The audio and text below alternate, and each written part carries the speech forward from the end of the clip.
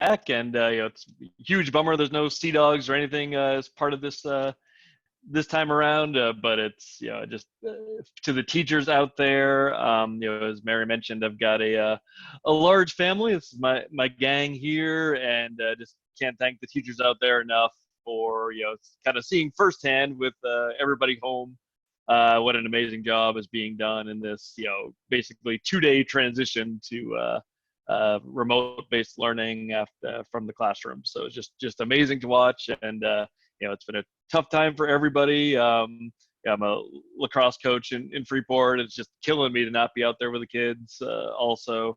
But it's just a thank you guys so much for all the work that you've done out there. And just keep staying positive. I know it can be tough. So when Mary asked me to retool this a little bit for the K through 8 crowd, I kind of went right to the experts. 5 of these 6 are in K through 8, and then the big guy there is in 9th, so not far out from that. And I was very impressed and surprised at the depth of their technical knowledge. I basically went to them and said, all right, guys, what is your perception of cybersecurity and hacking? And all the way from the 3rd graders up to the 8th graders, they had a real in-depth knowledge. So, when you're working with your students to try and teach about cybersecurity and hacking and just general computer hygiene, if you will, don't underestimate their knowledge. And you probably know that far better than I, working with them on a daily basis. And I don't think it's just because Dad is a professional hacker at times. It's just amazing the amount of knowledge that they're able to gain. So I went out and surveyed the kids, and got some kind of some funny, some deep quotes about what hacking and cybersecurity is. The first one was, it is in fact all about the moolah. And that's very perspective. The vast majority of the hackers out there, that is their goal, to find a way to monetize their work in breaking into computer systems. Those in the slightly younger grades might recognize that hackers fly around the screen and murder you. Very important to say that's in Roblox, the game that everybody is playing right now. And then they jumped to ideas about using strong passwords. And protect your passwords, because people could do things with your password and blame it on you, as that was happening in some chat sessions at Freeport Middle School, and some use of others' computers to do web surfing that they shouldn't have been doing. So be very be careful of protecting those passwords. And I did like the end. We kind of all came to consensus that all hacking involves being tricked. Being tricked into doing something you didn't intend to do, or having your identity do something you didn't intend to do. So what I'm hoping to do today is kind of give you a relatively quick look into the landscape of cyber, the cyber situation, cyber war, whatever you want to call it, and then bring it down to the school level and how you can talk about it with your students. Nobody's surprised at all that losses and crime losses based on computer hacking have gone through the roof in terms of dollar amounts. This is actually a year-old slide, so it was at 2.7 billion total dollars in actual losses. These aren't just administrative losses from time loss. This is real cash that was being lost with the 2.7 billion. So no surprise there. Seems like every year there's one giant hack that makes the news, and rightly so that it's out there in the media. The most recent big oh my gosh was Citrix last year. Citrix is a extremely widely used remote access platform that lots of corporations use. And they found that hackers had been inside their own systems at Citrix for 5 months, and were able to get lots of information about their own employees. So it really can happen to anyone. Capital One and Equifax were the year and the prior year the big ones that were out there. but it's not just the big guys. It really is everybody that's being impacted by this. I think I guess it was 2 years ago now, the Brewer School Department got caught up in some ransomware where they clicked on a link, which then caused many of their servers and PCs to be locked up, and they had to pay a small ransom in comparison of $1,400. Augusta had to shut down once again in that same time frame for a couple of days after they had some ransomware on their network. And last year, the Houston schools had to delay their opening because of some cyber attacks. So it's happening locally, it's happening to schools, it's happening to banks, it's happening to any part of life. Cyber attacks are happening, but that's simply not news to anybody. In terms of complaints, it's it is happening everywhere. This slide just shows number of complaints by state, and it really does follow population. It's really nothing more than California has the most people, so it really does have the highest number of complaints. Maine has far fewer people, but it really does follow a percentage of population remarkably closely. There is a perception out there that older or elderly people are the ones who often are the victims of this. And while they certainly have a lead in the total count, it's by no means a huge lead among younger folks too. And in my work at the bank, I also lead up the identity theft and fraud prevention side of the bank. We do see it hitting every age group.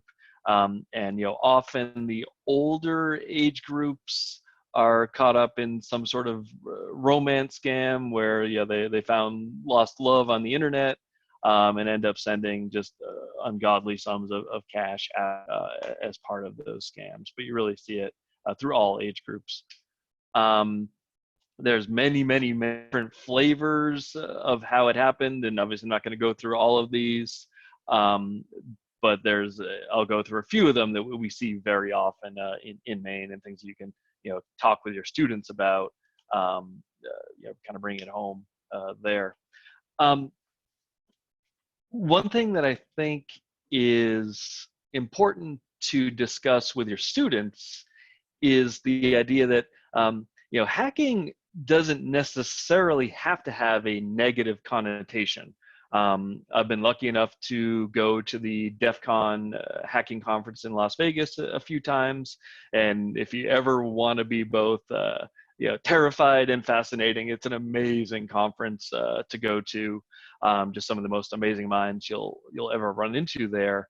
But at its core, hacking really is about problem solving, and that seems funny to say, but I really do believe we need more white hat hackers, as they're called, in the workforce, getting trained up, because these are, to use like the cliche of thinking outside the box people, these really are the problem solvers that are able to find innovative solutions. So while hacking certainly can have a negative connotation, I'll bet you a lot of your students don't see it that way. They really do see them as problem solvers and ways to make things better, whether it be for themselves or for society. That's a whole different discussion when they're in third grade. But definitely, I would really want to stress that hacking doesn't have to have a negative connotation. With that said, we at the bank, we do see just every variety of fraud you can think of. We see, and more and more of it is going to digital, especially now during the pandemic, when it really is pretty much the only avenue to access people. So business email compromise is one that is by far the most costly to the country as a whole, and Maine individually. This is a kind of classic example that we see where one of our customers received an email pretending to come from Comfort Systems USA, which is air temp, which you guys, a lot of you probably see coming to the schools to do HVAC work. and they send out a note saying, hey, we're upgrading our systems, we're going all digital, so all invoices need to be paid through wire transfer. Please send the information to this Bank of America account. They're almost always using larger banks as their funding conduit, because their controls are not as good at those larger banks. They simply don't know their customers. This case here, they actually sent the email to the select board members of a central Maine town for water treatment equipment, which wasn't that crazy, and it got very close to this large sum being sent out. Luckily, our customer service people were started asking questions about, did it really make sense that they told you via email to send out this amount of cash? Business email compromise is a huge way that money is being lost. In terms of hacking itself, hacking really, in my mind, fits into two buckets. There's the technical side, and I'll talk about that first, and then there's the social engineering side. Hacking examples for how you can technically get into a system are frankly are pretty rare that they work. It takes a ton of time, and you have to be quite skilled for these to work, and lucky also. So things like if a security patch is missing on a server or a PC, can be a way to get into a system. Stealing passwords with a keylogger that gets installed, where you're literally recording every keystroke. Denial of service attacks. The banking industry sees this quite often, where we just get overloaded with website requests that just take us offline. As an industry, it hasn't happened as much lately, but it certainly does. And then there's also a lot of physical attacks that can happen, where cyber criminals will leave USB fobs. Obviously, it won't say virus on the fob, but they'll leave that in the parking lot. Sometimes it'll say something like, HR payroll record or something like that. And as a way to trick people into plugging a USB fob into their computer out of simple curiosity, and it goes badly from there very often. And programmatically, or from the software side, when you have a technical hack that's successful, very often it's because of not very strong programming, coding that is sloppy. So if a computer program is expecting a 8-character username, but you input a 10-character username, those 2 extra bytes can be used to overflow the memory of a computer, and in those 2 bytes you can include instructions to do bad things, for lack of a better way to put it. And then there's also the idea of SQL injection, where if the programming isn't done properly, a user ID box, if the user ID box is set up to do anything once the submit button is hit, why not put some SQL language or some computer code in to have that server do something it shouldn't be doing, like provide an employee list of social security numbers or something like that. So these are the technical hacking examples that certainly do happen. It's how Equifax got hacked a couple of years ago, because they simply did not have proper patching done on their servers at Equifax. They didn't have the proper people in place to be overseeing their patching. So it certainly is possible to do technical hacking, but for students, I think you'd want to talk a little bit about how that can be done, but you get into some pretty deep concepts when you're talking technical hacking.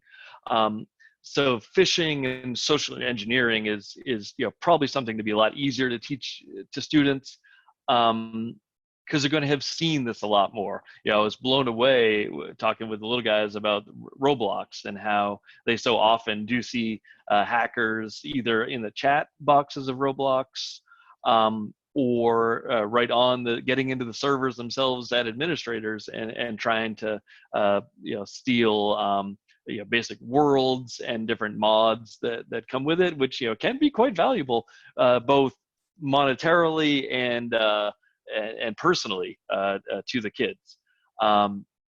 So in terms of social engineering, hopefully the word phishing is out there as a common word in our internal dictionaries now. But it's basically believing you've received an email or a text or a phone call asking you to do something, but really they're trying to trick you into doing something else. So email requests are the easiest and cheapest ways for the hackers to get that going.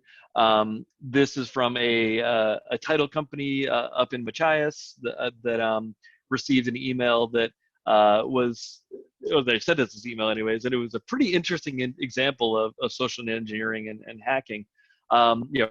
Regular to a title company, I've received the closing docs. Please ensure payment goes to our Bank of America account. Please let me know. Now, this Anne Marie person is an employee at the title company in Machias. So this was sent to the purchaser of a property. And what was really interesting about it after we looked into it a bit was the email address for the email that was sent. So basically, the hacker got into into the purchaser's email and saw that they had a real estate transaction upcoming. And the hacker then said, okay, I can see that something's going on here in terms of a transaction. Let's see if I can trick the purchaser into sending the funds for closing to a Bank of America account instead of the account that it should have gone to at Machias Savings. And instead of breaking into Anne Marie's email account, they just were able to spoof the account. And I'm curious if maybe in the I can't see the chat box unfortunately, but maybe Mary can anybody see here what they did to spoof Anne Marie's email account?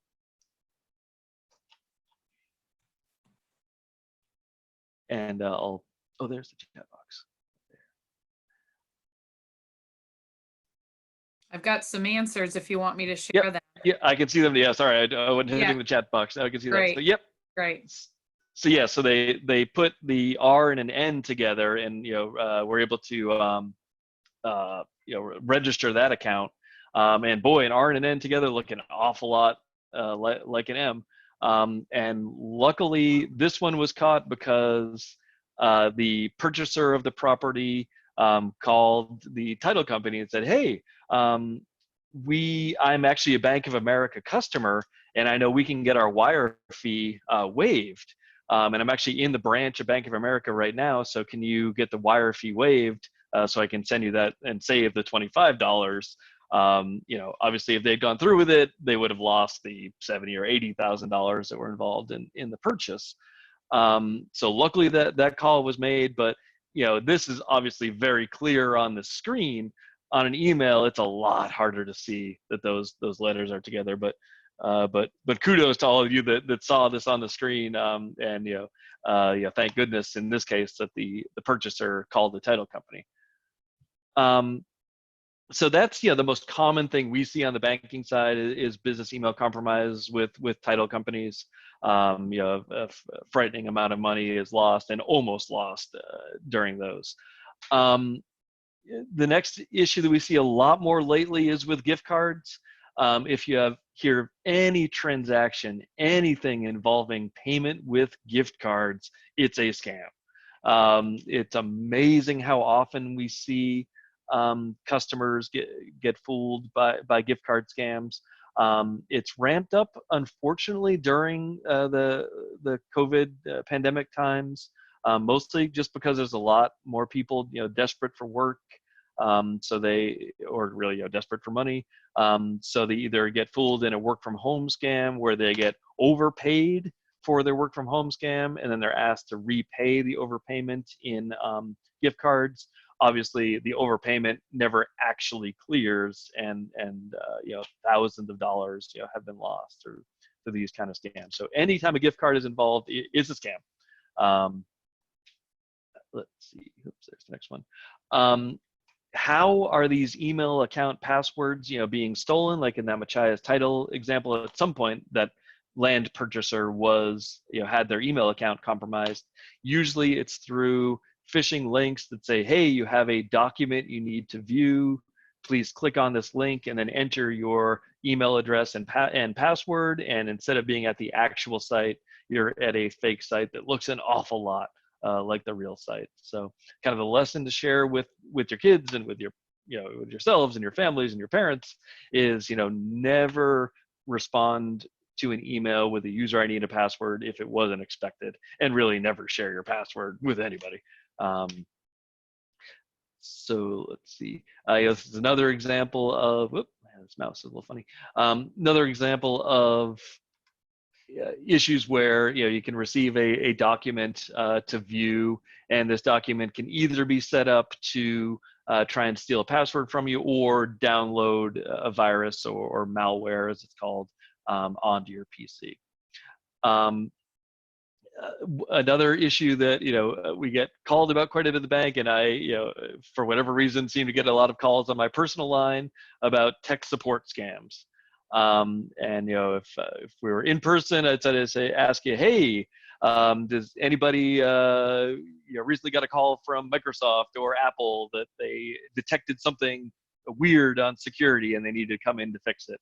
Microsoft or Apple, Google, Facebook, they will never, ever, never call you to tell you that your computer's running slow and they can fix it. A pop-up on your web browser will never be true that your computer is infected with something. If it's coming from your antivirus, that's a different story, but in that case, you still wouldn't call someone to then come into your PC and help you fix it. So just be very wary of tech support scams. It's become a major component, unfortunately, of the Indian economy. And in countries like Russia and India, where a lot of this monetary-based cybercrime is out of, it's happening because you've got really strong technical schools there, but economies that aren't set up really to support all the graduates that they've created. So you've got a lot of really strong technical folks having to go, to the crime world to at least supplement their income, if not, be their sole source of income. So Microsoft is not going to call you to help with a security issue. Microsoft really doesn't do much for security these days directly. Ransomware is another one that certainly happens at the corporate level quite a bit, and a little less on the consumer side. But that's where you download an attachment or you don't properly patch your PC, and your PC gets infected, and you have to pay a ransom, usually in Bitcoin, which that digital currency, which I might talk a little bit later if I have time. But once again, don't click on attachments you don't expect, don't click on links you don't expect, and don't allow access to your computer that you don't expect, and you're very likely to not become a victim of ransomware. And one of the new things that's come up the last 8-9 weeks or so since the pandemic started is this idea of Zoom bombing. The RSU5 school district, we did have our first board meeting right as the pandemic was starting, and wouldn't you know it, a couple kids that had no connection at all to RSU5 jumped in, and were just basically being dopes online, just saying all sorts of gibberish that, thank God, wasn't racist or sexist or pornography related or anything like that, which a lot of the later Zoom bombings have been. But so just like Jumpstart, Steve and Mary did for this meeting, all Zoom meetings going forward really should have a password, and try to not use your phone number as your Zoom ID, and your Zoom administrator can help with setting that up.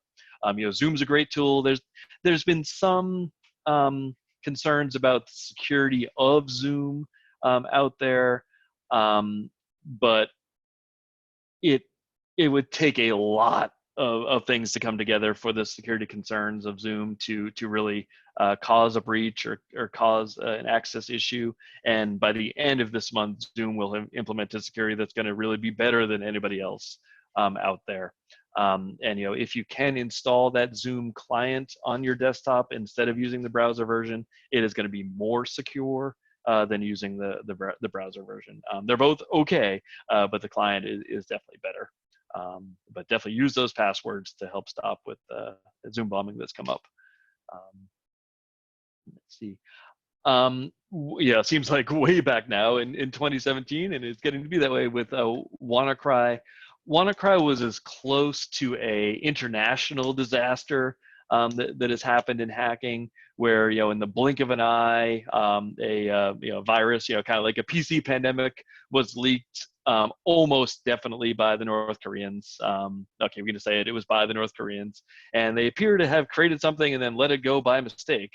And hundreds of thousands, if not millions, of PCs were ransomware, and it really was not on purpose that it got sent out. But it did, cause some massive issues in the health systems of the UK. Maersk, the shipping company, had to replace thousands of PCs, and there was one other issue. Oh yeah, FedEx had a huge issue. My buddy who works in security too was actually at a FedEx store to do some shipping, and just saw them literally running around the lobby, shutting off computers, trying to keep their other computers from getting infected as it was spreading. So WannaCry is a great example of you need to have your PCs patched, and I know it's extremely difficult for our IT pros in the school districts. They're extremely hardworking guys and girls, but just the basics of keeping things patched are very key. Slight sidebar that this professional hacker on the good side was the one who discovered what was called a kill switch, which was able to shut off an even greater spread of that WannaCry virus. Unfortunately, he was at a security conference. Actually, he was at DEF CON a little bit later that year, and he himself got arrested for some shady hacking he had done in the past. So it was hard to figure out who the good guys were in the WannaCry incident. I'm going to skip past cryptocurrency mining because cryptocurrency value has gone down quite a bit recently. But I was surprised with middle schoolers how much they understood about cryptocurrency when I was helping my son do a presentation on it. And that really might be a great way to teach about money, basically, and how since there is no more gold standard, that money really is based on a trust principle, that I believe this dollar bill, if I had one, is worth a pack of gum, or half a pack of gum these days. So cryptocurrency, not necessarily a bad thing by any means, because it can be used for legitimate transactions these days. So just kind of wrap up the presentation portion of this. I guess maybe the scary portion of this is, phishing is really something that can be a great tool to teach to kids, to show them examples of phishing emails, because at a minimum, the 6 through 8 crowd is probably has their own school email addresses. And during the pandemic, I know most of the K through 5 also does. So just help them to identify phishing emails, and put a good awareness of what phishing is at any age, because they're going to be facing it for the rest of their lives. So when you're teaching how to look for phishing, check it out. Does it make sense that this company is reaching out to me via email or text message? If you can hover over the link and see where that link is really going to, and as we'll talk about a little bit, the phone really can be your best weapon against that. Making that call back to that company to confirm it really was them sending an email can be a huge help. I'm a big fan of using biometrics. If you have an iPhone with either Face ID or Thumb ID, or some of the Android devices, definitely use that thumbprint. If you're setting up an email account, you're setting up a bank account, definitely do use their text message or biometric or callback multi-factor options. If they're setting up a Roblox account or a Microsoft Live account, do that also, because it will save you tons of money as a teacher or a parent, and your kids some genuine angst if they were to lose their Minecraft world or their Roblox world. So this just talks about the different types of two factors that are out there. The phone is still the most popular, but I think we're going to see more and more companies giving out these things you can stick into a USB device or tap against your phone to help prove that you really are you. I guess I'm just going to look out at the chat feature for a second. So far, are there any questions on this? I definitely don't want to make this a big fear event, because it really is relatively simple to protect yourself. But I'm happy to take any questions as I'm at about the midpoint of this presentation, and see if I can pull up the Q&A also. There it is. So I'm looking at both the chat and the thing. And to the person who wants to throw out all their devices right now, definitely don't. It's it is relatively simple as long as you're keeping your operating system updated, you have good antivirus installed. If you're looking for the best security out there, Apple does offer stronger security than Android. And it's basically because of how it's architected. Android was built on an open platform based on default trust, saying, I will at first trust something to come in and then I'll vet it.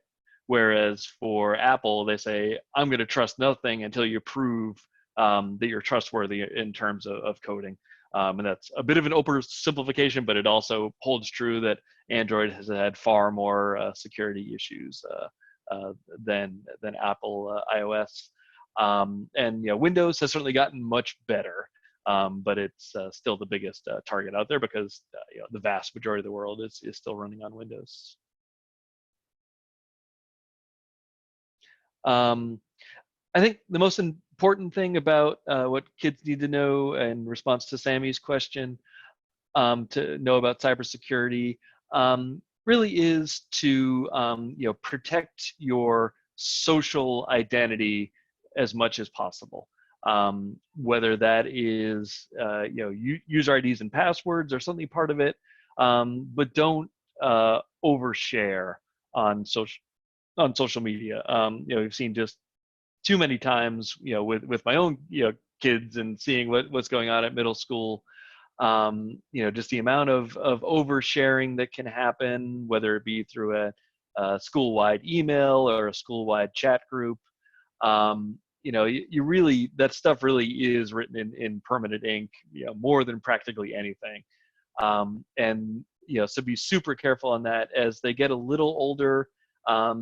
Be super careful with things like Twitter and Facebook. We've all seen those athletes that don't get into a college, or students that don't get into a college because they've posted something on a whim that any teenager might do, just because your brain's still forming and you do dumb things as a teenager. Not that as adults don't do dumb things too, but you really need to have them think before they click. And it sounds so cliche, but whether they're clicking on that link or clicking on that post to send up to Instagram or Twitter or Facebook or the 1,000 other social media platforms, I'd say that's the number one thing. It really is all about the clicking on that. But thank you very much for that question. So I'm just going to move ahead a little bit on this. This gets very much into the sort of IT governance side of things. But anytime you're bringing in a new vendor into your district or into your organization, make sure that vendor is properly vetted and that they have the right security in place to help protect your district. And as we found out with this pandemic, test your incident scenarios. Are you ready for a unexpected incident, whether it be loss of student data, or a disaster like a pandemic? I see Melissa Denbo from Machias is out there, and I think it was March the 2nd when they said, "Hey, JC, you've been doing disaster recovery, so just to make sure we're super ready, why don't you become the bank's pandemic coordinator also?" I said, "Sure." Great timing for that. So, make sure you're. But luckily, we actually had tested a pandemic scenario in November of last year. So we were, probably more ready than most to get our people home as quickly as possible. But be ready with those scenarios. So if you're talking about with your students, like I said, I talked to my gang at home and was pleasantly surprised at how knowledgeable they were. And just as simple a question out to the classroom is what do you guys know about hacking, and what examples have you seen in your daily life? And I'll bet you that'll fill a class session or 2 or 3 with the number of answers you might get out there. With something like Roblox, if they start talking about that, do be careful about online predators that are out there. There's lots of people playing Roblox that are pretending to be 9 and 10-year-olds and really are gross 35, 40-year-olds.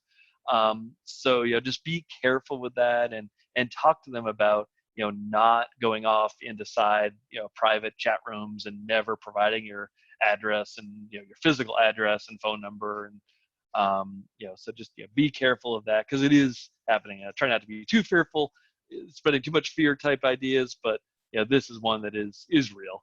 So be very careful about online dating, and believe me, the kids are aware. I couldn't believe how much they're aware of that, and how much Roblox is doing to try and slow down some of the predatory issues that are happening on Roblox. For your slightly older crowd, like we talked about, I'm guessing most of the schools are on the Google Suite. And Google Suite is great. It has incredible sharing capabilities, and during this pandemic, it's been a lifesaver. But do talk to your students about how those chats are around forever with the ease of a screenshot and a download. So just be careful of that, and what matters to the kind of the maybe 6 through 8 crowd. Monetary money loss is certainly understood by them, but it might be more understood in terms of losing the ability to purchase that souped up car for Rocket League. And I don't know if anybody else has kids playing Rocket League out there, but it's taking over the world. It's taking over the world out there, and there's an incredible amount of money being made by Rocket League. And if you don't know Rocket League, it's basically soccer with cars, which I know makes no sense, but it's a huge deal right now. And to speak again about the concerns around things like Instagram, and I can't believe I didn't put TikTok in this slide, but that's the other one to be super careful of. So topics you can teach to,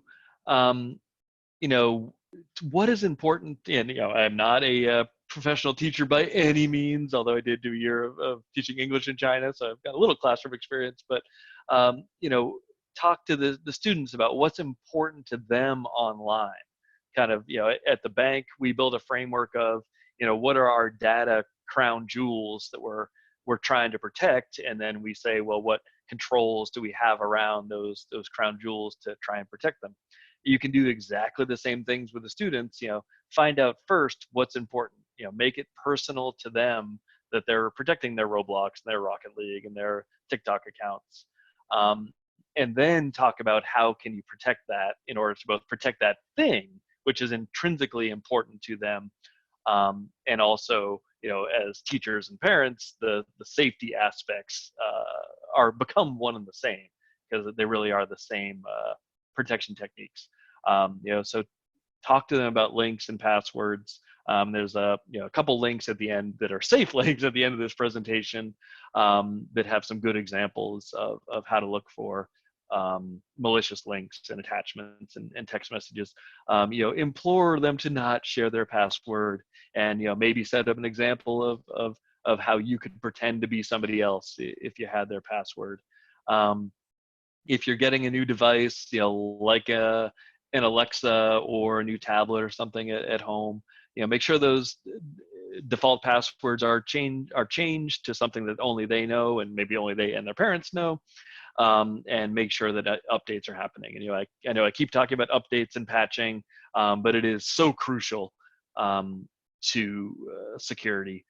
We talked earlier on about the hack at Equifax a few years ago, and Equifax was done by the Chinese government, and they were attempting to get some Social Security and financial information about some U.S. government employees to see if they had any financial problems that they might be able to use to both pressure them with some espionage, or be able to use it as basic intel about where they were working within the government. So because companies like Equifax and TransUnion, they have pretty much everything about our financial lives stored. And it was disheartening to see that Equifax actually had as their chief information security officer somebody with a music degree. And I have nothing against music degrees by any means, but it didn't appear that that person had increased their education beyond that. It was definitely a good people person, but just simply didn't have the technical knowledge to help protect Equifax. And then talk to them about two-factor education and the importance of backing up your data also. And you can kind of use an example with your teachers. I hated on Facebook that so many people were sharing their high school pictures as a show of solidarity with the class of 2020, which is an extremely heartfelt gesture to the class of 2020. The problem is that those pictures were in reality helping with a lot of answering of questions like what high school did you go to, and what was your year of graduation and stuff, and a lot of things that are used for security questions for logins. So I was definitely not a fan of seeing all those high school photos out there on Facebook the last few weeks. And then you can send out fake phishing emails or services. I love doing this at the bank, where once a month we send out a test phishing email to all our employees, trying to get them to click on a link or an attachment. In this case here, we had, hey, is this your car? Your headlights were left on. I thought you'd like to know. And then they click on this image, and it says, oh no, basically you clicked on a test phishing link. So education certainly can help, and the services are remarkably inexpensive. And some of them may well be free for schools. So I think it'd be a great way to bring home if you're to send a test phishing email to your students. And I'm very proud that back during March Madness last year, I sent the updated brackets to my son, and he was an 8th grader at the time, and said, hey, here's the current brackets. And he responded back with, I can see right through your stupid scam email, or your scam email, stupid. So in fact, I was not phishing him that one time. But the education can work, and it does sink in. It just does take a fair amount of repetition.